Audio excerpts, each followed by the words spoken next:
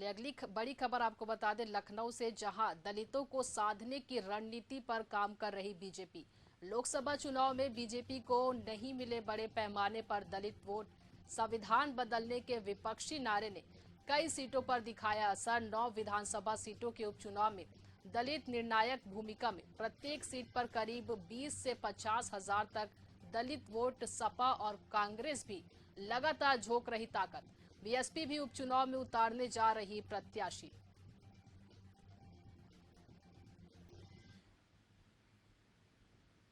चलिए हमारे संवाददाता दीपक हमारे साथ जुड़े हुए हैं। दीपक, दलितों के वोटों को साधने के लिए बीजेपी रणनीति तैयार करी, क्या कुछ इस पर जानकारी है?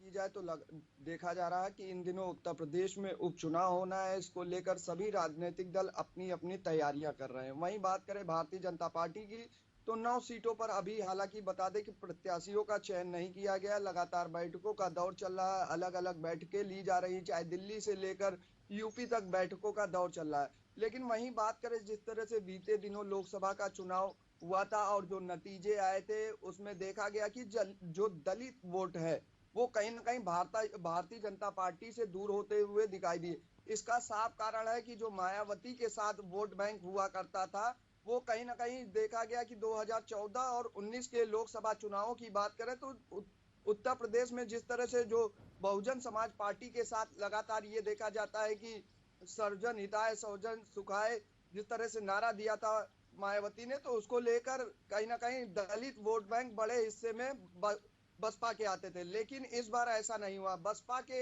वोट छिटकने के बाद कहीं ना कहीं इंडिया गठबंधन के साथ यानी पीडीए के साथ दलित वोट शिफ्ट हुआ। यही कारण है कि जिस तरह से भारतीय जनता पार्टी को 33 सीटें आई, 80 लोकसभा सीटों में 33 सीटों पर संतोष करना पड़ा। और जिस तरह से समाजवादी पार्टी और कांग्रेस ने गठबंधन के सहारे चुनाव लड़ा था, एक तरफ समाजवादी पार्टी ने 37 सीटों पर जीत दर्ज की थी, तो वहीं कांग्रेस ने 6 सीटों पर अपने सांसदों को जिताया था। तो देखा जा रहा है कि उत्तर प्रदेश में हर विधानसभा सीटों पर 20 से करीब 50,000 तक दलित वोट बैंक है।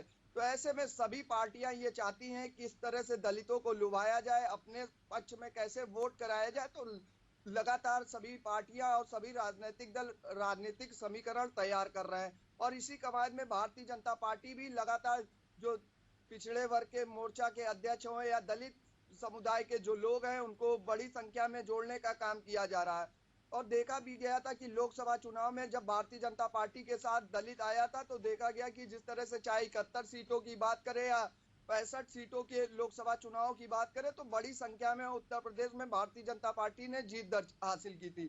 ऐसे में अब देखा गया था कि 2024 के लोकसभा चुनाव में भारतीय जनता पार्टी के साथ दलित वोट छिटका और पीडीए के सहारे जिस तरह से संविधान बदल देंगे, विपक्ष ने जो नारा दिया था, विपक्ष कहीं ना कहीं अपने नारों को बुनाने में काफी हद तक सफल भी हुआ। अब कहीं ना कहीं भारतीय जनता पार्टी चाहती है कि जो लोकसभा के चुनाव में नतीजे आए हैं, वो नतीजे फिर से ना आए और उपचुनाव में भारतीय जनता पार्टी को कैसे 9 सीटों पर विजय दिलानी है, इसको लेकर अब लगातार उत्तर प्रदेश की सियासी जमीन तैयार किया जा रहा है।